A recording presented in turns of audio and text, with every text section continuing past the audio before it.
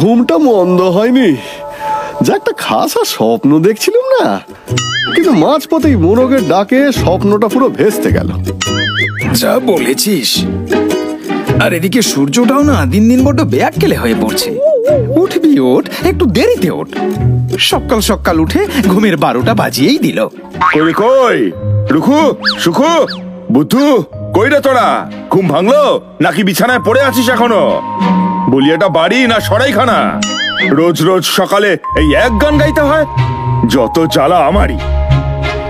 ওই ওই যে শুরু হয়ে গেল সকাল সকাল বুড়ো রোজকারের অত্যাচার। কে বলেছে রোজ রোজ এই হেঁড়ে গলায় এক গান গাইতে? নিজে রাত 8টা থেকে মোষের মতো নাক ডাকবে, আর ভোর 5টায় উঠে পড়ে পাড়াপড়শি সবাইকে একদম মাথায় করবে। হ্যাঁ খালু, উঠে পড়েছি আমরা। হ্যাঁ রে সুখু, সামনেই তো রমজান, এবারও যদি সেই পুরনো জামা পরি সুলেমান আবারও খোঁটা দেবে। তার চেয়ে ভালো চল এবারে জোড়া খাদির পাঞ্জাবি কিনে নিয়ে আসি। তা মন্দ বলিসনি, শুধু পাঞ্জাবি কেন, পাজামাও তো লাগবে, কিন্তু তার জন্য তো টাকা চাই। তোর এই ছোট্ট মাথায় আর চাপ দিস না, আমি সব সামলে নেব। দেখিস পাঞ্জাবি হবে পুরো খানদানি। কি করে হবে? খালুর হাত থেকে তো আবার 5 শিকের বেশি গলবে না। আর ওদিকে বুদ্ধু আলীর থেকেও আর কিচ্ছু পাওয়ার আশা নেই। তুই বড্ড চিন্তা করিস সুখু, ভুলে গেলি শীত গ্রীষ্ম বর্ষা কে ছিল ভরসা? কার কথা বলছিস বলতো? আরে আমাদের লাট্টু, আবার কে? হ্যাঁ ঠিকই তো, বহুদিন তার কোনো দেখা নেই যে। দাঁড়া, এর মধ্যেই ওর কাছে যাব কোনো এক ফাঁকে। বেশ, এখন তাড়াতাড়ি এই ঘর থেকে বের হই চল, নয়তো বুড়ো আবার গান ধরবে। হ্যাঁ চল, উঠোনে গিয়ে একটু সকালের ঠান্ডা হাওয়া খেয়ে আসি।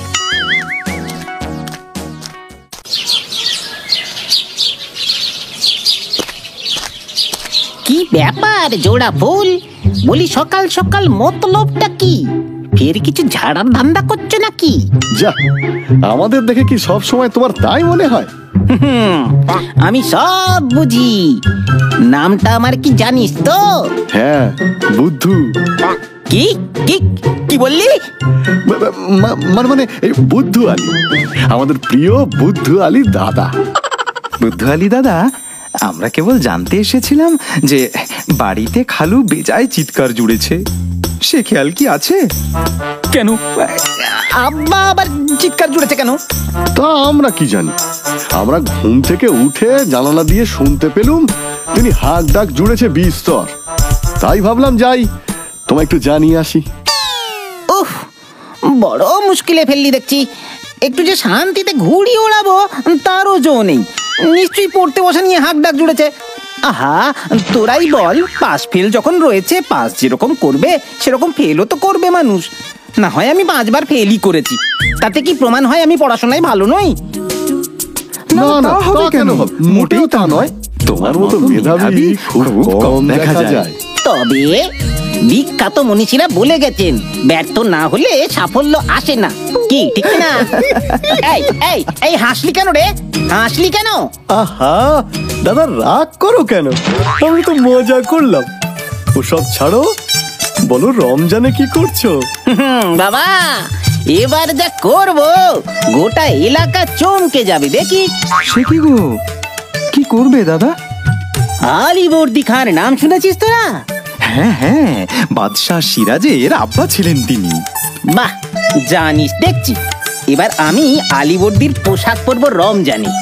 হ্যাঁ নয় হ্যাঁ, তোরা তো জানিসই আমার বন্ধুরা সারা পৃথিবীতে ছড়িয়ে আছে।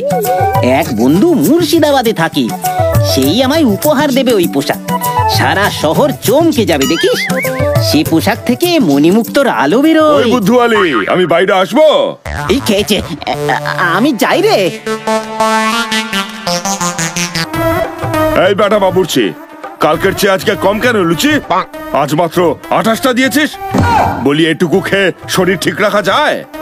আরে জনাব, ফাঁকি ঠাকি আমি দিই না কোনো, আপনার গিনতিতে ভুল হচ্ছে। বটে বেটা মূর্খ, তুই আমাকে গিনতি শেখাবি? দেখেন দেখি কাণ্ড, আমি আজও 30টা লুচি দিয়েছি, কম দিই নাই। ও কি জ্বালা! এই যা যা যা, তুই যা, আর মাথা খাসনি আমার। এবার আমায় খেতে দে, যা যা। ওই ঘরে গিয়ে একবার দেখে হয়তো রুখু সুখু পড়তে বসলো কিনা। সে যাচ্ছি জানাব, লেকিন বাজারের টাকা দেননি এখনো। সামান আনতে হবে যে। সামান? কিসের সামান? এই তো 2 মাস আগেই বাজার হলো, এর মধ্যেই শেষ করে ফেললি? হেলা, 2 মহিনা পার হয়ে গেছে আর আপনি এমন বলছেন যেন 2 দিন। ঘরে আর কোনো সবজি নাই, শুধু আলু আছে জনাব। ওতেই হবে, ওতেই হবে। এই গরমে বেশি না খাওয়াই ভালো, বুঝলি? ওই আলু দিয়েই আরো দিন 10 কাটিয়ে দে, তারপর আমি সামানের টাকা দেবো। এখন যা দেখি, মেলা বকিসনি।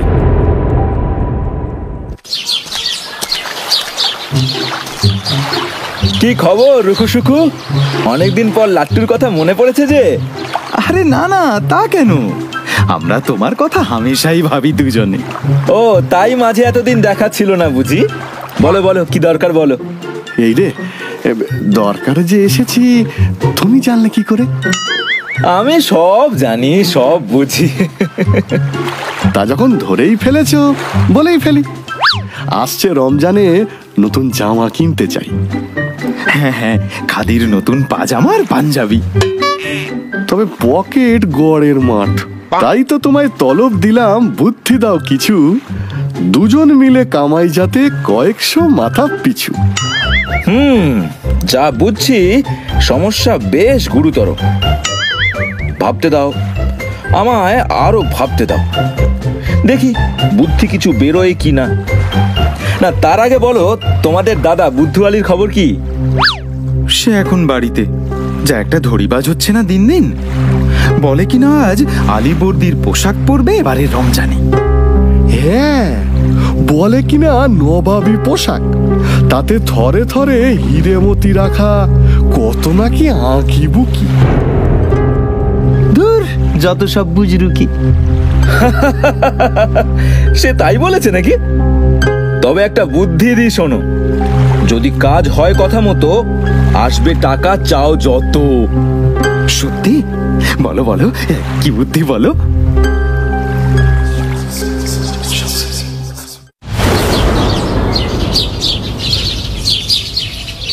বাহ বাবা, খাসা খাসা, পেটটা ভরলো এতক্ষণে। বাবুর্চি বেটা একটু ফাঁকি টাকি দেয় ঠিকই, তবে রান্নাটা মন্দ করে না। বাহ বাহ বাবা বাবা বাবা। এই ছড়া দুটো, বলি তোদের কি পড়াশোনার বালাই নেই? বলি এই সময় এই ঘরে আসা কেন? আরে খালু, পড়ছিলামই তো, কিন্তু এমন খুশির খবর পিয়ন বাড়ি বয়ে দিয়ে গেল যে না এসে থাকতে পারলাম না। পিয়ন? খুশির খবর? কি বলছিস তোরা? হ্যাঁ, পিয়ন এক্ষুনি এই চিঠিটা দিয়ে গেল, একবার পড়ে দেখো না। স্বয়ং মন্ত্রীর দপ্তর থেকে চিঠিখানা এসেছে গো খালু। কি বলছিস রে? মন্ত্রীর দপ্তর থেকে চিঠি এসেছে? কি লেখা তাতে? এতে লেখা বুদ্ধু আলী দাদাকে সম্বর্ধনা দেওয়া হবে। স্বয়ং মন্ত্রী তাকে ডেকে পাঠিয়েছে। সে কি রে? কেন? আরে ও যে শহরে শোরগোল ফেলে দিয়েছে নবাবী পোশাক নিয়ে। সেই যে বাদশাহ আলীবর্দী খাঁ, তার পোশাক পরবে বুদ্ধু আলী এবারে রমজানে।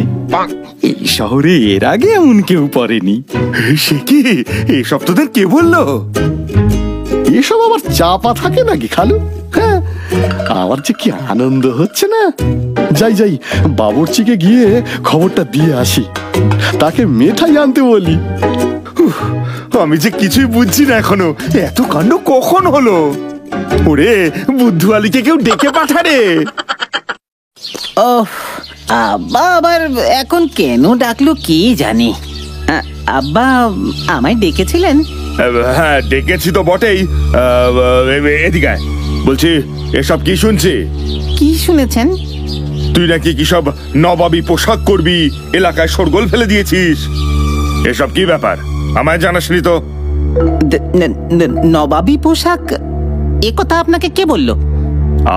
সেটা বড় কথা নয়, সত্যি কিনা বল। ইয়ে মানে পড়ার কথা তো ছিল, কিন্তু মানে যা বলছিস পরিষ্কার করে বল। স্বয়ং মন্ত্রী সাহেব চিঠি পাঠিয়েছেন, আমি তো ভাবতেই পারছি না। মন্ত্রী সাহেব সে কি, তার কান অব্দি সব গেল কি করে? ওরে, এলাকায় কেউ গর্বের কাজ করলে তিনি কি জানতে পারবেন না? আগে আমায় বিষয়টা খুলে বল। আসলে আব্বা, আমার এক বন্ধু ওই রকম একটা পোশাক জোগাড় করে দেবে বলেছিল বটে, কিন্তু কিন্তু কি? এখন মনে হচ্ছে নাও দিতে পারি। আসলে ওটা ওটা অতদিনের আগেকার পোশাক তো, বড্ড বুনো বন্ধ হয়ে গেছে। বলি এর মানেটা কি? সব লোক জানাজানি হয়ে গেছে, এখন পারবে না মানে কি? ইয়ে আব্বা, মানে আমি কিচ্ছুটি জানি না। ওই পোশাক যেমন করে হোক জোগাড় করে আনতে হবে, ব্যাস। ব্যাপারটা কেমন গোলমেলে হয়ে গেল। রুকু সুকুকে একটু ভড়কি দেওয়ার জন্য মিছিমিছি বললুম, আর মন্ত্রীর কাছে খবর পৌঁছে গেল। উফ, আব্বা এমন খেপে যাবে জানলে কি কেউ এসবে জড়াতো।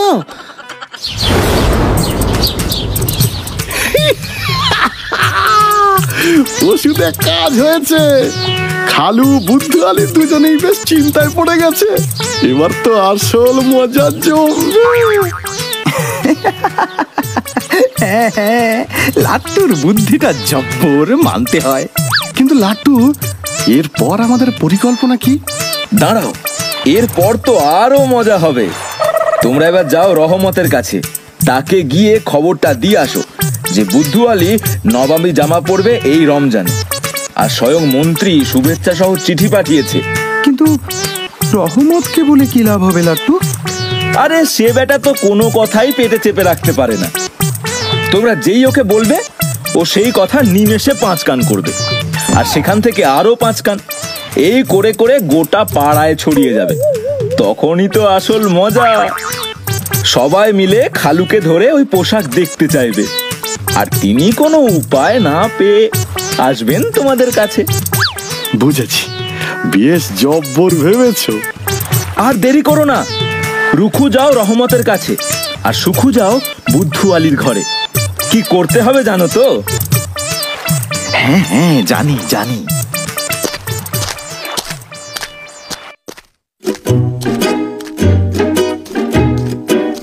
এই এই বেটা সুকু, বলি এসব কি তামাশা হচ্ছে শুনি? সে কি বুদ্ধু আলী দাদা, কি হলো? কিছুই জানো না বুঝি? বলি মন্ত্রীর চিঠি কোত্থেকে এলো, আর আমি যে নবাবী পোশাক পরবো সে খবর তার কানে দিল কে?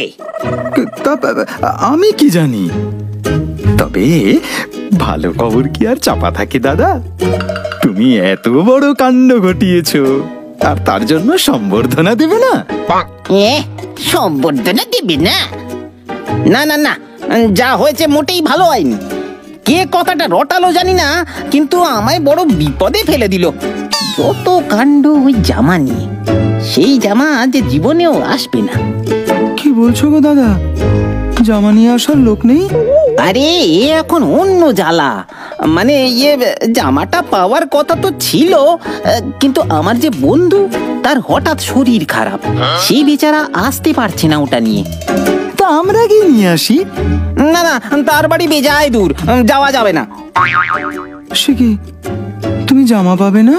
না না, তা কেন, পাবো, নিশ্চয়ই পাবো। আসলে কটা দিন পরে পাবো। বলছিলাম, তোরা সে কথাটা মন্ত্রী মশাইকে একটু চিঠিতে জানিয়ে দে না রে। না না, তা আবার হয় নাকি? এটা শহরের কতজন জেনে গেছে ভাবো দেখি। এখন এমন বললে আলী বংশের মান সম্মান নিয়ে টানাটানি হবে, আর খালুও বেজায় রেগে যাবে। ওরম বলিস নি সুকু, তোরা একটা উপায় বের কর। তোরা যা চাইবি তাই দেব। বুঝলাম, তবে কাজটা বেশ কঠিন। কিন্তু যেহেতু তুমি আমাদের দাদা, তাই বেশি কিছু চাইবো না। আমাদের এই 2 প্লেট বিরিয়ানি আর ঈদে ঘোরার জন্য কিছু টাকা দিও। ওরে বাবা, তোদের দাদা এত গরিব, অত কোথায় পাবে বল? তবে খালুর সাথে তুমি একাই বুঝে নাও। আহা, রাগ করিস না, তাই হবে তাই হবে।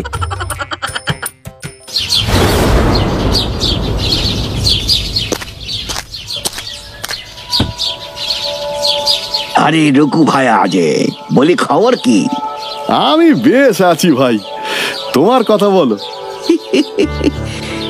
আমারও দিব্যি কাটছে, তা চললে কোথায়? আর তোমার সঙ্গে ওকে?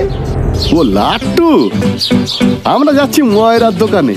আমাদের বুদ্ধু আলী দাদাকে সম্বর্ধনা দেবেন স্বয়ং মন্ত্রী মশাই। আর দাদা যদি খালি হাতে মন্ত্রী মশাইয়ের কাছে যায় তাহলে কিছুটা ভালো দেখাবে। তাই আমরা যাচ্ছি মিঠাই আনতে। সম্বর্ধনা?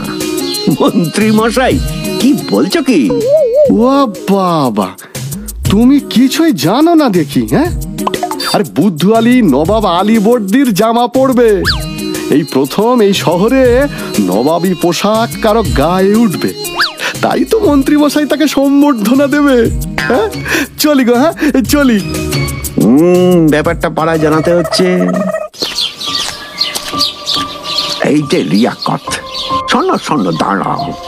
বলি, তুমি তো আচ্ছা লোক, হে বেমালুম খবরখানা চেপে গিয়েছো। কি খবর? কিসের কথা বলছেন চাচা? আর তো ভনিতা করতে হবে না, আমরা বাবু সবটা জানি, এমনকি গোটা পাড়া জানে। বুদ্ধু আলীকে সম্বর্ধনা দেওয়ার জন্য তোড়জোড় শুরু হয়ে গেছে। সর্বনাশ!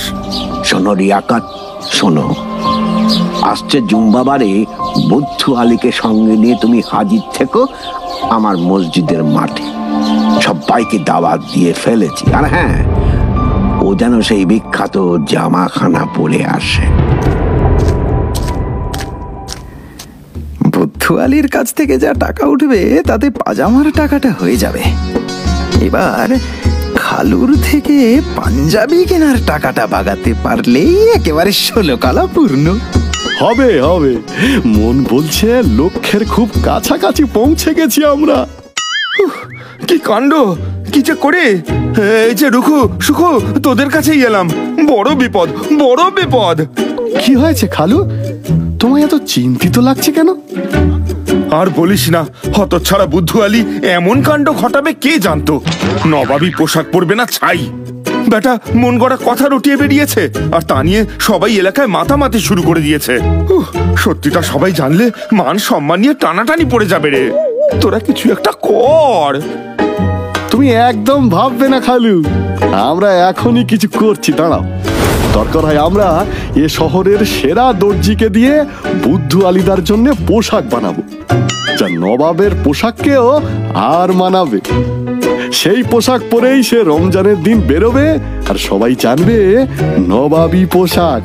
কিন্তু তাতে 15,000 টাকার বেশি খরচ হবে যে। তা হোক, যা খরচে লাগবে দেব। এখন সম্মান বাঁচানো বেশি দরকারি।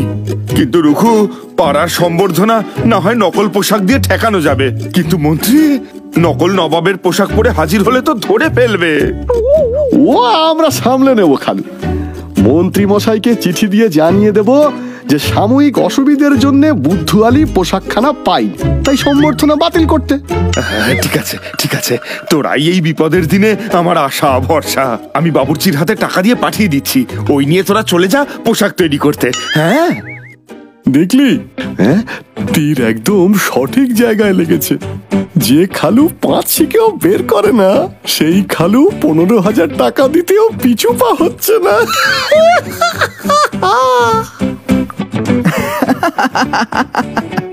একদমই তাই। এবার এই টাকায় পাঞ্জাবি, পাজামা, সাথে খাওয়া দাওয়া সব হবে।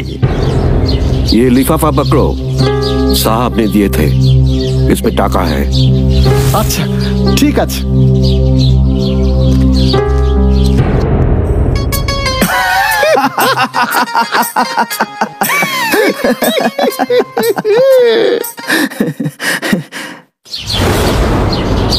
কি হে রুখু সুখু, এবার খুশি তো? সে আর বলতে, কিন্তু সত্যি তোমার জবাব নেই। তুমি বুদ্ধি না দিলে খাদির পাঞ্জাবি পায়জামা কেনার টাকা জোগাড় করতেই পারতাম না। সত্যি তুমি সেরা। এবারে রমজান একেবারে জমে ক্ষীর। ব্যাস, তোমাদের খুশি দেখলেই আমি খুশি। তাহলে আর দেরি না করে যাও, তাড়াতাড়ি জামা কাপড়ের দোকানে গিয়ে নিজেদের পছন্দের পাঞ্জাবি পায়জামা কিনে সকলকে তাক লাগিয়ে দাও দেখি। হ্যাঁ হ্যাঁ, তাই করি।